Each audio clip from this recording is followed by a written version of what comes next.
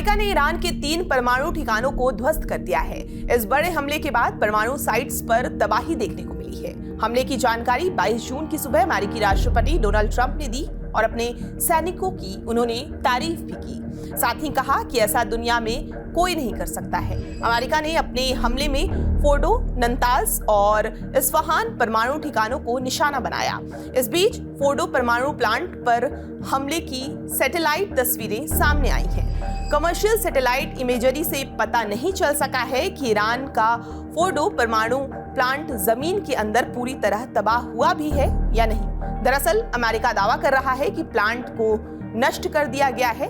एक पूर्व यूएन परमाणु निरीक्षक डेविड अल्ब्राइट ने मैसिव ऑर्डिनेंस पेनिट्रेटर बर्स्टिंग बम का जिक्र करते हुए कहा कि अमेरिका ने बमों के जरिए प्लांट को छेद दिया।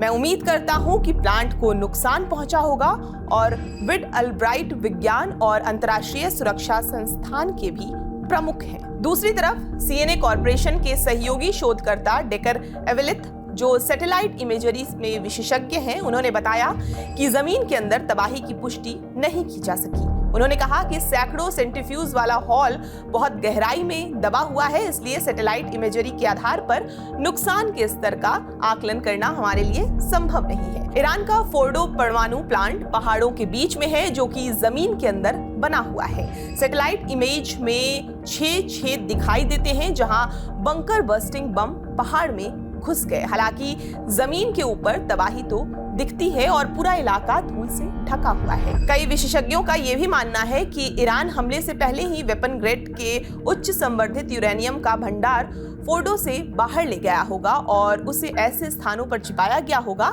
जिनके बारे में इजराइल, अमेरिका और संयुक्त राष्ट्र के परमाणु निरीक्षकों को जानकारी नहीं है। विशेषज्ञों ने मैक्सार टेक्नोलॉजीज की सैटेलाइट इमेजर देखी हैं, जिनमें गुरुवार और शुक्रवार को फोर्डो में असामान्य गतिविधि दिखाई दी थी। फोर्डो प्लांट के एंट्री दरवाजे के बाहर वाहनों की लंबी कतार लगी हुई थी।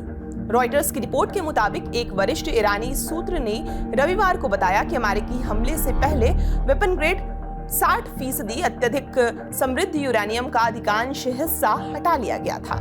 मॉन्टेरी में मिडलबरी इंस्टीट्यूट ऑफ इंटरनेशनल स्टडीज के जेफरी लुई ने कहा कि मुझे नहीं लगता कि आप बहुत आत्मविश्वास के साथ कुछ कर सकते हैं, सिवाय इसके कि उनके परमाणु कार्यक्रम को शायद कुछ सालों के लिए पीछे जरूर धकेल सकते हैं। निश्चित रूप से ऐसी फैसिलिटी है जिनके बारे में हमें जानकारी नहीं है। आपको ये पूरी खबर कैसी लगी, हमें कमेंट करके जरूर बताएं और देश दुनिया की तमाम खबरों के लिए आप हमारे साथ बने रहें और देखते रहें TV9 डिजिटल।